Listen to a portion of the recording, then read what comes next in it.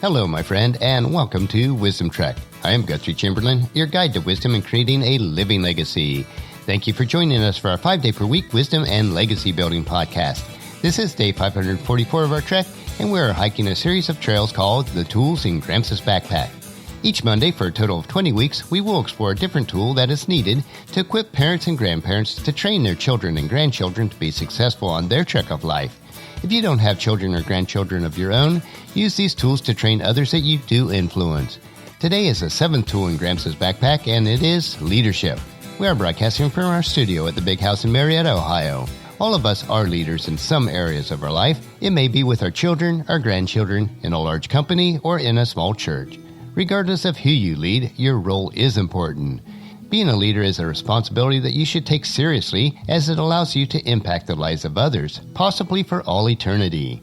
That is why this tool is so important. Let's open Gramps' backpack today as we explore the tool of leadership. The old saying is familiar and true. Imitation is the sincerest form of flattery. As believers, we are called to imitate, as best as we can, the carpenter from Galilee. The task of imitating Christ is often difficult and sometimes nearly impossible, but as a Christ follower, that should be our objective. Our world and families need leaders who willingly honor Christ with their words and actions, but not necessarily in that order. If you seek to be such a leader, you must begin by making yourself a worthy example for your family, your friends, your church, your work, and your community. Your words of instruction as you discipline and mentor others will never make an impact unless you are willing to practice them yourselves. Most learning is caught by your actions rather than taught by your words. Christ-centered leadership is an exercise in serving. First serving God by following His precepts in His Word, then serving others by example and word.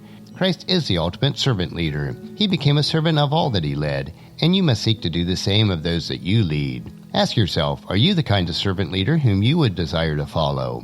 The example that best describes what our attitude should be like as a leader is found in Philippians chapter 2, verses 3 through 5.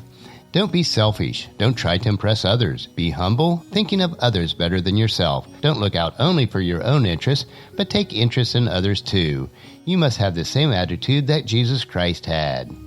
As an example of a leader in the church is found in 2 Peter chapter 5, verses 2 and 3, but this pattern is an excellent model for leadership in every level of your home or organization. And it says, care for the flock that God has entrusted you. Watch over it willingly, not grudgingly, nor for what you'll get out of it, but because you are eager to serve God. Don't lord over the people assigned to your care, but lead them by your own good example.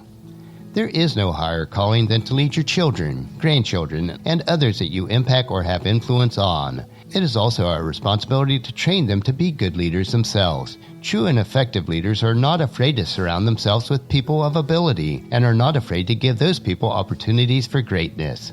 With these thoughts in mind, we will conclude our trek for today and close Gramps' backpack. But before I do, I will pass the tool of leadership on to you. Once you have this tool in your backpack, it is up to you to start effectively using it to disciple and mentor others.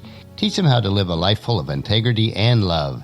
A life that is both rich and satisfying. Groom them to become leaders themselves. This is the model that is to be used with your children, grandchildren, and anyone else that you lead. They will learn both from your actions and your words. Next Monday, we will investigate the 8th tool in Gramps' backpack, which is attitude.